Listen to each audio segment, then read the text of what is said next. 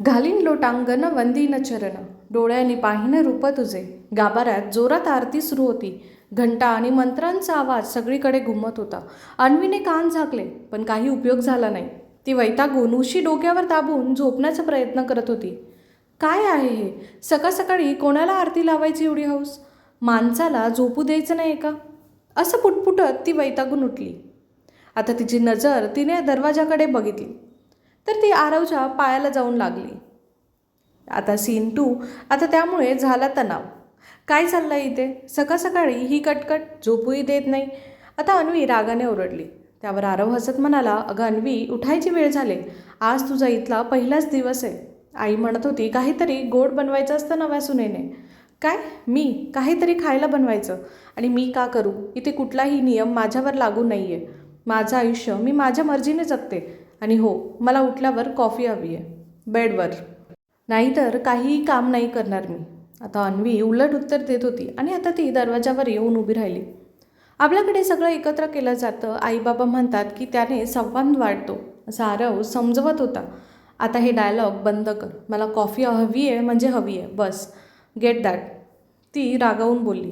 आरवने थोडं शांतपणे सांगितलं, इथे तसं होत नाही. आई खरंच कडक आहे. थोडं तुला जुळवून घ्यावं लागेल.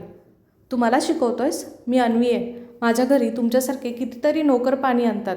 मी कोणाचंच ऐकत नाही. आता तिने चुटकी वाजवत त्याच्यावर सगळा राग काढला आणि आता आरवनेही तिचा हात पकडला. बस, मी गप्पा आहे म्हणून काहीही बोलू नकोस. स्वाभिमान मलाही आहे. आता तू इथे आरवची पत्नी आहेस म्हणून स्वतः उठ आणि सगळ्यांमध्ये ये. त्याने हात सोडला आणि फक्त सॉरी म्हणत बाहेर निघून गेला. आता आरव शेतात पोहोचला आणि बाईक पार्क करत हुंदका देऊन रडायला लागला. का झालं असं? मी इतका वाईट आहे का?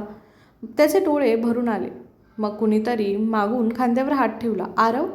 तो वळून पाहतो तर ती होती राजश्री, त्याची बालमैत्रीण. हे काय रे, लग्न होऊन 2 दिवस झालेत आणि तू इथे असा? ती त्याच्याजवळ जाऊन बसली.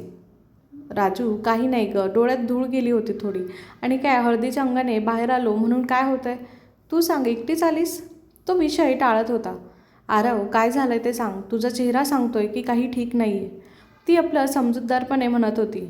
फक्त अगं, गार्गीची खूप आठवण येते. बहिणीशिवाय लग्न झालं ना. आता तो शांत आवाजात म्हणाला. राजश्री त्याला समजावत होती. ती दूर आहे पण तुझ्याशी जोडलेलीच आहे ना.